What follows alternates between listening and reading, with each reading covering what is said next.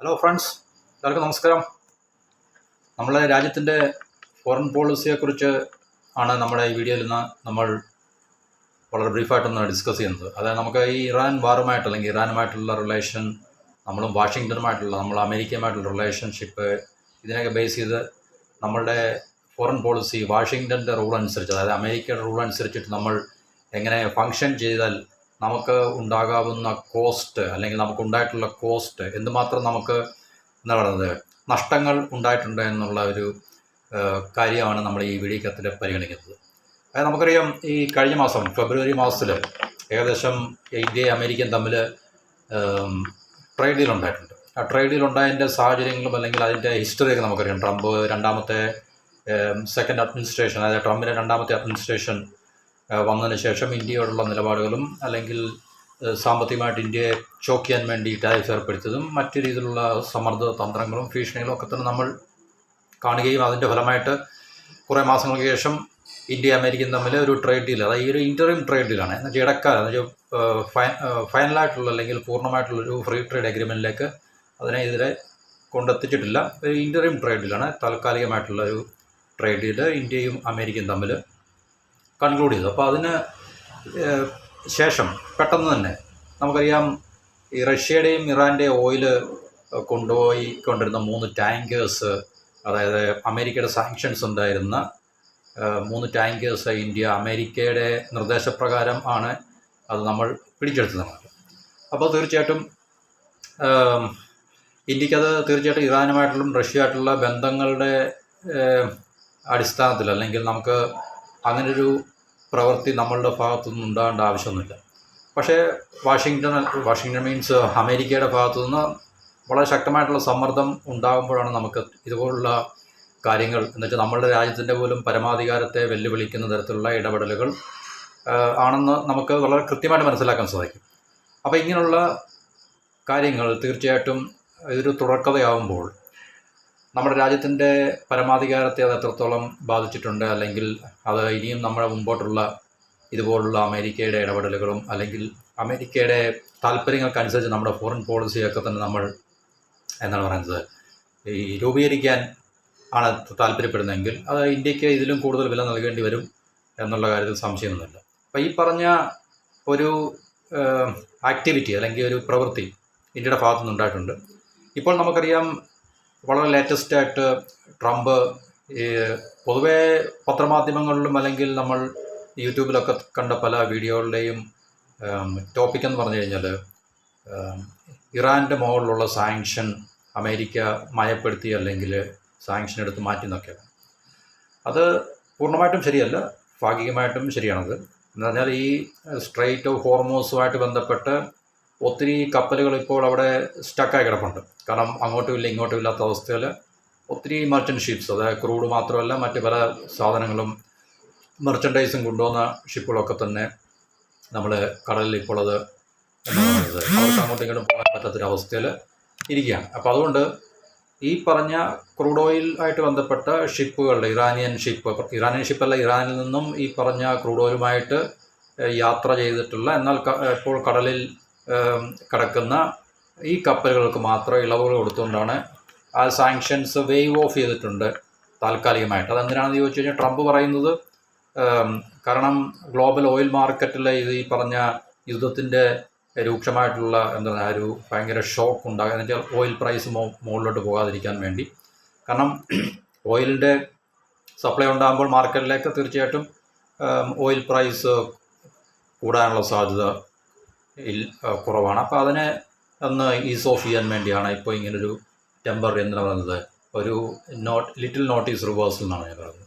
അപ്പോൾ ഈ ഇത്തരം ഷാഡോ ഫ്ലീറ്റിന് മുകളിലുള്ള എന്നുവെച്ചാൽ ഇറാന് സാങ്ഷൻ ഏർപ്പെടുത്തുമ്പോൾ തീർച്ചയായിട്ടും ഇറാനിൽ നിന്നും ഓയിൽ കൊണ്ടുവന്ന ക്രൂഡ് കൊണ്ടുവന്ന എല്ലാ കപ്പലുകളുടെയും മുകളിൽ അത് തീർച്ചയായിട്ടും അമേരിക്കയുടെ സാങ്ഷൻസ് ഓട്ടോമാറ്റിക്കലി ഉണ്ടാകും. അപ്പം അത്തരം കപ്പലുകളുടെ മുകളിലുള്ള കടലിലുള്ള എന്നുവെച്ചാൽ അവിടുന്ന് ഓയിലുമായിട്ട് നേരത്തെ യുദ്ധത്തിന് ശേഷമോ അല്ലെങ്കിൽ യുദ്ധത്തിന് മുമ്പോ ഇറങ്ങിയിട്ടുള്ള കപ്പലുകൾ ഇപ്പോൾ കടലിൽ നങ്കൂരം ഇട്ട് കിടക്കുന്നുണ്ടല്ലോ. അപ്പോൾ അത്തരം കപ്പലുകൾക്ക് തീർച്ചയായിട്ടും ഈ പറഞ്ഞൊരു ഇളവ് നൽകിയിട്ടുണ്ട് എന്നാണ് നമുക്ക് അറിയാൻ സാധിക്കുന്നത്. പൂർണ്ണമായിട്ട് ഇറാൻ്റെ മുകളിലുള്ള സാങ്ഷൻസ് അത് മാറ്റുന്നില്ല ശരിക്കും പറഞ്ഞത്. ഇനി നമുക്ക് പുറകോട്ട് നോക്കിക്കഴിഞ്ഞാൽ 2019 മെയ്യിൽ അന്നേരം ട്രംപ് ആയിരുന്നു അവിടുത്തെ പ്രസിഡന്റ്. ട്രംപിൻ്റെ ഫസ്റ്റ് ടേം ആയിരുന്നു 2016. ഇപ്പോൾ 2019 അമേരിക്ക ഇറാൻ്റെ മുകളിൽ ഏർപ്പെട്ടുള്ള സാങ്ഷൻസിൻ്റെ ഫലമായിട്ട്, അതായത് ഇറാൻ്റെ ഓയിൽ എക്സ്പോർട്ടിൻ്റെ മുകളിൽ, എന്നുവെച്ചാൽ അവർക്ക് ഗ്ലോബൽ മാർക്കറ്റിൽ ഓയിൽ എക്സ്പോർട്ട് ചെയ്യാൻ സാധിക്കത്തില്ല. ഗ്ലോബൽ മാർക്കറ്റിൽ ഇറാനിയൻ ഓയിൽ അവൈലബിൾ അല്ല തീർച്ചയായിട്ടും. കാരണം സാങ്ഷൻ ഏർപ്പെടുത്തുക എന്ന് പറഞ്ഞാൽ അങ്ങനെയാണ്. കാരണം ഇവർ അമേരിക്ക സാങ്ഷൻ ഏർപ്പെടുത്തുക എന്ന് പറഞ്ഞു കഴിഞ്ഞാൽ ഏത് രാജ്യത്തിൻ്റെ മുകളിലാണ് സാങ്ഷൻ ഏർപ്പെടുത്തുന്നത് ആ രാജ്യത്തിന് പിന്നെ ടാർഗറ്റഡ് സാങ്ഷൻസ് ഉണ്ട്. ചില പ്രത്യേക സെക്ടേഴ്സിനെ ടാർഗറ്റ് ചെയ്യും. അല്ലെങ്കിൽ രാജ്യത്തിന് മൊത്തമായിട്ടും സാങ്ഷൻസ് ഏർപ്പെടുത്താം. അത് അമേരിക്കയുടെ താല്പര്യം എങ്ങനെയാണോ അതിനനുസരിച്ചായിരിക്കും ഒരു സാങ്ഷൻ ഏർപ്പെടുത്തുന്നത്. ഇപ്പോൾ ഇറാൻ്റെ ഓയിൽ എക്സ്പോർട്ടിൻ്റെ മുകളിൽ മാത്രമാണ് സാങ്ഷൻ എങ്കിൽ തീർച്ചയായിട്ടും ഓയിലുമായിട്ട് ബന്ധപ്പെട്ട കാര്യങ്ങൾ മാത്രമേ ഉപരോധം കാണത്തുള്ളൂ. ബാക്കിയുള്ള മെർച്ചൻഡൈസ് അങ്ങോട്ടും ഇങ്ങോട്ടും എക്സ്പോർട്ട് ഇമ്പോർട്ട് ചെയ്യുന്നതൊന്നും തടസ്സങ്ങളൊന്നും ഉണ്ടാകത്തില്ലായിരിക്കും. അപ്പോൾ ഈ 2019 മെയ്യിൽ ഈ പറഞ്ഞ അമേരിക്കൻ സാങ്ഷൻ ഇറാൻ്റെ crude എക്സ്പോർട്ടിൻ്റെ മുകളിലുണ്ടായിരുന്നു.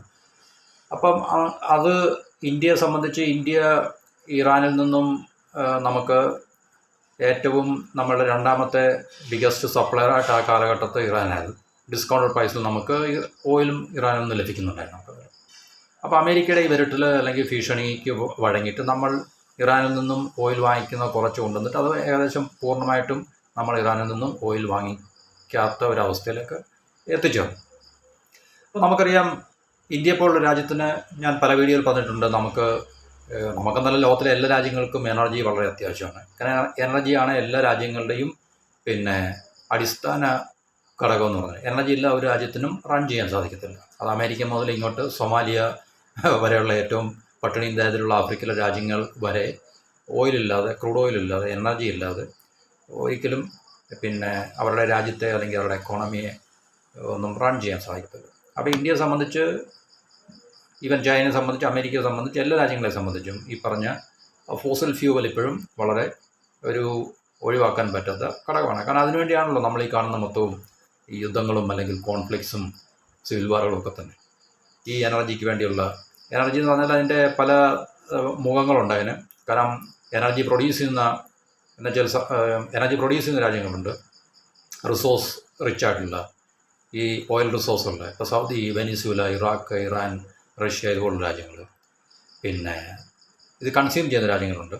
India, China, America produce ചെയ്യുന്നുണ്ട്. ഇപ്പം റഷ്യയുടെയും ചൈനയുടെയും കൂടെ കമ്പൈൻഡ് ആയിട്ടുള്ള പ്രൊഡക്ഷനേക്കാളും കൂടുതലാണ് അമേരിക്കയുടെ പ്രൊഡക്ഷൻ. ഏകദേശം ഗ്ലോബൽ ഓയിൽ പ്രൊഡക്ഷൻ നമ്മളെടുത്ത് നോക്കിക്കഴിഞ്ഞാൽ സൗദിക്ക് 10%, റഷ്യക്ക് 10% ഉള്ളൂ, അമേരിക്കയ്ക്ക് 22% ഉണ്ട്. എന്ന് വെച്ചാൽ റഷ്യയുടെയും സൗദിയുടെയും കൂടെ ടോട്ടൽ ഓയിൽ പ്രൊഡക്ഷനേക്കാളും കൂടുതലാണ് അമേരിക്കയിൽ ഇപ്പോൾ ഓയിൽ പ്രൊഡക്ഷൻ. അവർ സെൽഫ് ഇൻഡിപെൻഡൻ്റ് ആവുകയും ചെയ്തവരാണ്.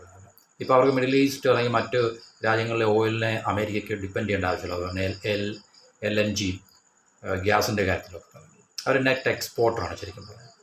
അതുകൊണ്ട് അമേരിക്കയ്ക്ക് ഈ പറഞ്ഞ രാജ്യങ്ങളെയൊക്കെ വളരെ എന്താണ് പറയുന്നത്, യുദ്ധം ചെയ്യിപ്പിക്കുകയും യുദ്ധം നടത്തുകയൊക്കെ ചെയ്യുക. അമേരിക്ക യാതൊരു കുഴപ്പമില്ല. ഇതിൻ്റെ എല്ലാ അൾട്ടിമേറ്റ് ബെനഫിഷ്യറി ഈ പറഞ്ഞ അമേരിക്ക തന്നെ ആയിരിക്കും യുദ്ധം കഴിഞ്ഞാൽ എന്നുള്ളത് നമ്മൾ രണ്ടാം ലോക മഹായുദ്ധം എടുത്ത് നോക്കിക്കഴിഞ്ഞാൽ മതി. അതിനുശേഷം ഏറ്റവും കൂടുതൽ ബെനഫിഷ്യറി ആരാന്ന് ചോദിച്ചു കഴിഞ്ഞാൽ അമേരിക്ക. അങ്ങനെയുള്ള അമേരിക്ക ലോകത്തിൻ്റെ ഏറ്റവും ഒരു സൂപ്പർ പവർ എന്നുള്ളൊരു, ആ യുദ്ധത്തിൻ്റെ യാതൊരു പരിക്കുകളും വെക്കാത്തൊരു രാജ്യമായിരുന്നില്ല അമേരിക്ക എന്ന് പറഞ്ഞാൽ. അതിനകത്ത് ആ യുദ്ധത്തിൽ നിന്ന് ഏറ്റവും കൂടുതൽ സാമ്പത്തികമായിട്ട് മെച്ചം ഉണ്ടാക്കിയ അമേരിക്കൻ കോർപ്പറേഷൻസാണ്. എന്നുവെച്ചാൽ രണ്ട് തട്ടിനെയും അവർ ഈക്വലായിട്ട് ഫണ്ട് ചെയ്യുകയും അതിനുശേഷം യുദ്ധത്തിൽ നിന്ന് എത്രമാത്രം പ്രോഫിറ്റ് അവർക്ക് ഉണ്ടാക്കിയെടുക്കാൻ സാധിക്കുമോ. കാരണം ഇതെല്ലാം കോർപ്പറേഷൻസിനാണ് ഈ പ്രോഫിറ്റെല്ലാം പോകുന്നത്. അപ്പോൾ ഇനി യുദ്ധം കഴിഞ്ഞാൽ തന്നെ ഇതിൻ്റെ എല്ലാം വളരെ നമ്മുടെ ഒന്നും പ്രതീക്ഷയ്ക്കും നമുക്ക് സങ്കല്പിക്കാൻ പറ്റുന്നതിനും അപ്പുറമായിട്ടുള്ള മാസീവായിട്ടുള്ള റീകൺസ്ട്രക്ഷൻ വർക്കുകൾ വരുന്നുണ്ട് മനസ്സിലായാലും ഈ പറഞ്ഞ രാജ്യങ്ങളിലെല്ലാം തന്നെ.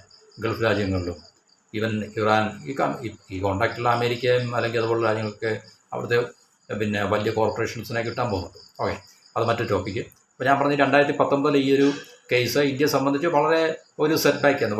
വലിയൊരു ശക്തമായിട്ടുള്ളൊരു തിരിച്ചടി മീൻസ് അത് ഇന്ത്യ അതിനുവേണ്ടി വഴങ്ങിക്കൊടുത്തതിൻ്റെ ഫലമായിട്ടാണ് നമുക്ക് അങ്ങനെ ചെയ്യേണ്ടത്. At the same time China ആ സമയത്തും ഇറാനിൽ നിന്നും വൻതോതിലും, കാരണം ഇന്ത്യ മൂന്നാമത്തെ ഏറ്റവും വലിയ കൺസ്യൂമർ ആയതുകൊണ്ട് നമുക്കറിയാം, ഒന്നാമത്തെ അമേരിക്കയാണ്, രണ്ടാമത്തെ ചൈനയാണ്, മൂന്നാമത്തെ ഇന്ത്യയാണ്. അപ്പോൾ അങ്ങനെ വലിയൊരു കൺസ്യൂമറായിട്ടുള്ള ഇന്ത്യ ഈ ഇറാനിൽ നിന്നും ഓയിൽ വാങ്ങിക്കുന്നത് നിർത്തിക്കഴിഞ്ഞാൽ തീർച്ചയായിട്ടും അത്രയും എനർജിയുടെ ചൈനയ്ക്ക് അത് എന്താണ് എന്ത് ചെയ്യാൻ പറ്റും, അബ്സോർബ് ചെയ്യാൻ പറ്റും. അബ്സോർബ് ചെയ്യാൻ പറ്റുന്നതിന് അവർക്കത് പ്രൊക്യൂർ ചെയ്യാൻ പറ്റും.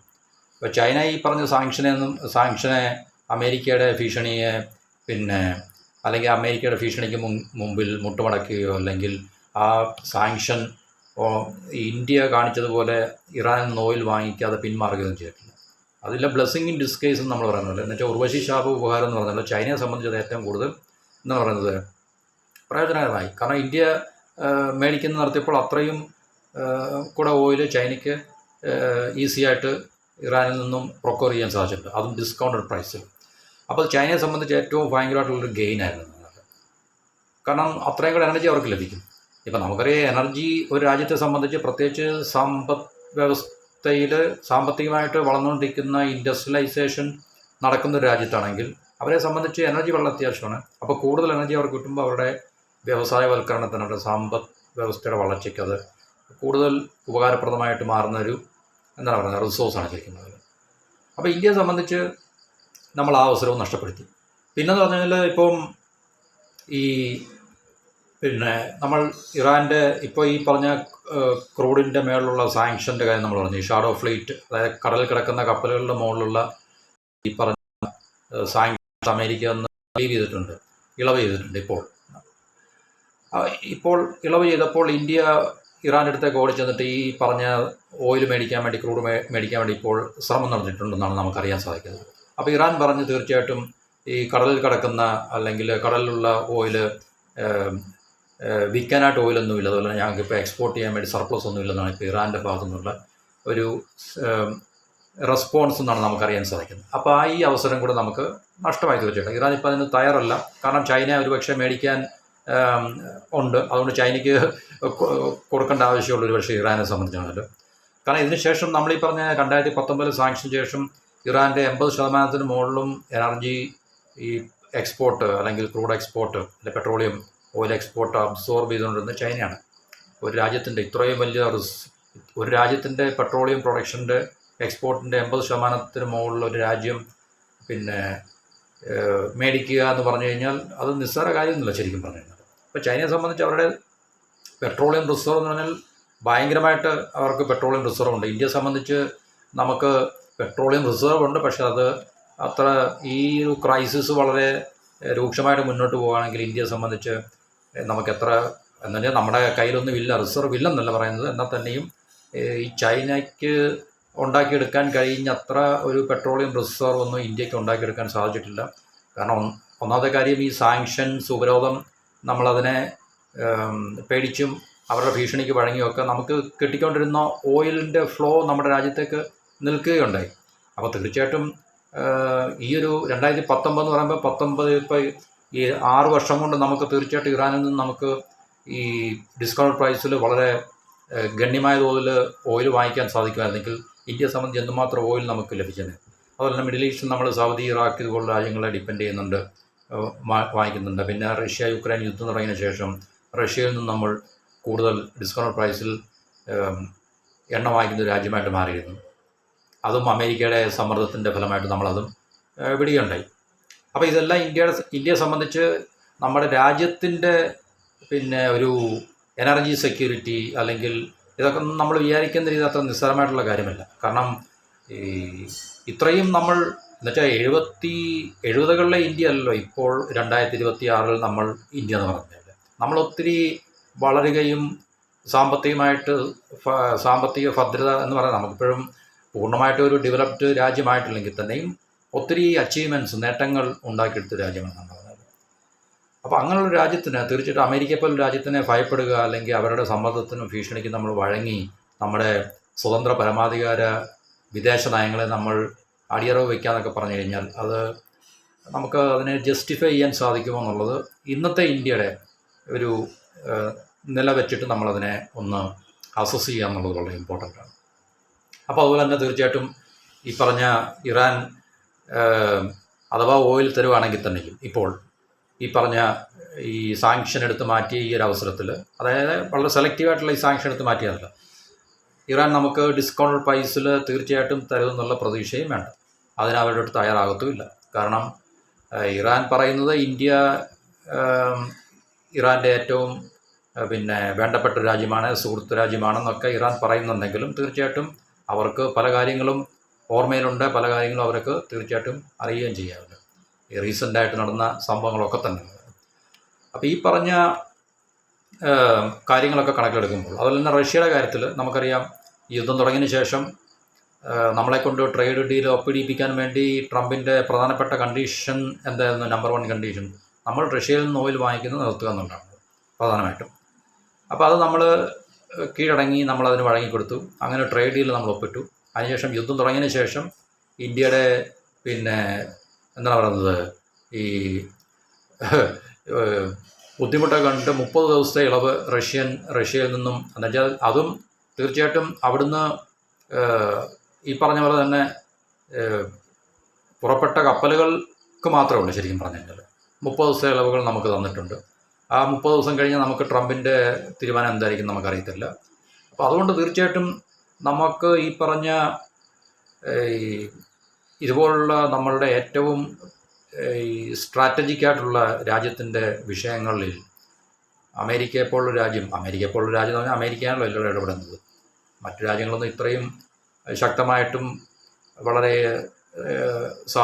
ഇത്രയും പവർഫുള്ളായിട്ടുള്ള ഇൻഫ്ലുവൻസ് ചെലുത്താനുള്ള സാധ്യതയില്ല. മറ്റുള്ളവരൊക്കെ അവർക്ക് സാധനങ്ങളുണ്ട്, പക്ഷേ എന്നാൽ തന്നെയും അമേരിക്കയുടെ ഈ പറഞ്ഞ രീതികൾ പോലെ മറ്റു രാജ്യങ്ങൾ തീർച്ചയായിട്ടും ഇടപെടുന്നില്ല എന്നുള്ളതാണ് നമുക്ക് പറയാൻ കഴിയുന്നത്.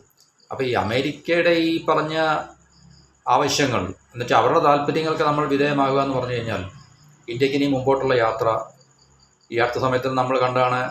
കാരണം ഈ നമ്മുടെ NIA അറസ്റ്റ് ചെയ്ത യുക്രൈനിയൻ അമേരിക്കൻ സിറ്റിസൺസിനെയൊക്കെ തന്നെ ഇന്ത്യയുടെ മ്യാൻമാറിലും അല്ലെങ്കിൽ നോർത്ത് ഈസ്റ്റിലൊക്കെ ആ ബോർഡറിലൊക്കെ തന്നെ. അപ്പോൾ അമേരിക്ക എന്തുമാത്രം ഡേർട്ടി പ്ലേസ് ഇന്ത്യക്കെതിരെ കളിക്കുന്നുണ്ട് എന്നുള്ളത് ഏറ്റവും പ്രകടമായിട്ടുള്ള ഉദാഹരണങ്ങൾ നമ്മൾ കണ്ടുവരികയാണ്.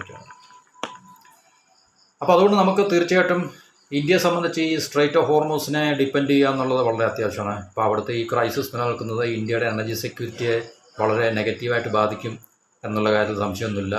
അമേരിക്കയുടെ കാലിൽ വീണ് അമേരിക്ക പറയുന്നതനുസരിച്ച് അല്ലെങ്കിൽ അമേരിക്കയുടെ താല്പര്യം അനുസരിച്ച് അവർ പറയുന്ന കണ്ടീഷണാലിറ്റീസ് നമ്മൾ അംഗീകരിക്കുകയാണെങ്കിൽ മാത്രം കിട്ടുന്ന ചില ഇളവുകൾ ആണ് ഇന്ത്യയെ സംബന്ധിച്ച് ഇപ്പോൾ ഉള്ള ഏക ആശ്രയം അല്ലെങ്കിൽ ഏക ആശ്വാസം എന്ന് നമുക്ക് മനസ്സിലാക്കാൻ സാധിക്കുന്നു. ചൈനയെ സംബന്ധിച്ച് ഈ ഭീഷണിയൊന്നും പ്രശ്നമല്ല. കാരണം അവർ അവരുടെ രാജ്യത്തിൻ്റെ സെക്യൂരിറ്റി താല്പര്യങ്ങൾ പരിഗണിച്ചുകൊണ്ട് മാത്രമാണ് അവർ മുന്നോട്ട് പോകുന്നത്. കാരണം റഷ്യയിൽ നിന്നും അവർ അമേരിക്ക വകവെക്കാതെ ഓയിൽ വാങ്ങിക്കുന്നുണ്ട്.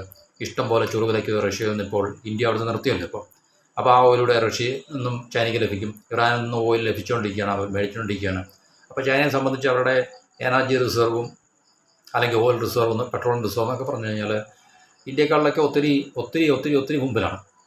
അത് അവരുടെ മിടുക്കൊണ്ടാണ്. അല്ലാതെ ഇന്ത്യക്ക് ഇത് ലഭ്യമാകാത്തതുകൊണ്ടല്ലോ, ഇറാൻ തരാത്തത് കൊണ്ടോ റഷ്യ തരാത്തത് കൊണ്ടല്ലോ. ഇപ്പം നമുക്ക് ഈ ഓയിൽ എക്സ്പോർട്ട് ചെയ്യുന്ന ഒരു രാജ്യം നമുക്ക് അത് ഡിനേ ചെയ്യാൻ നമുക്ക് പറയാം, ഓക്കെ അവർ നമുക്ക് തരുന്നില്ല എന്നുള്ളൊരു കാരണം കൊണ്ട് നമുക്ക് ലഭിക്കുന്നില്ല. ഇതങ്ങനെയല്ലോ, അവർ ഡിസ്കൗണ്ടഡ് പ്രൈസിൽ ഇത്രയും ചീപ്പായിട്ട് ഓയിൽ തരാൻ അവർ തയ്യാറായി നിൽക്കുമ്പോൾ നമ്മളത് അമേരിക്കയുടെ താല്പര്യങ്ങൾക്ക് വഴങ്ങിയിട്ട് അല്ലെങ്കിൽ അമേരിക്കയെ കണ്ടുകിട്ടുന്നത് കൊണ്ട് നമ്മളത് ഭയപ്പെട്ടിട്ട് നമ്മളിത് വേണ്ടാന്ന് വെക്കുക എന്ന് പറയുമ്പോൾ തീർച്ചയായിട്ടും നമ്മുടെ രാജ്യത്തിൻ്റെ സുരക്ഷയ്ക്ക് എന്താണ് പറയുന്നത്, അത് വലിയൊരു സെറ്റ് ബാക്ക് ഉണ്ടാക്കുന്ന കാര്യമാണ് എന്നുള്ളതിൽ സംശയമൊന്നുമില്ല. അപ്പോൾ ഇതാണ് നമുക്ക് ഇന്ത്യയുടെ ഈ എനർജി ഡിപ്ലോമസിയുമായിട്ട് ബന്ധപ്പെട്ട് നമ്മുടെ വിദേശ ഫോറിൻ പോളിസിയെ കണക്ട് ചെയ്ത് നമുക്ക് പറയാൻ പറ്റുന്ന ചില കാര്യങ്ങൾ ഇപ്പോഴത്തെ സ്ഥിതി അനുസരിച്ച്.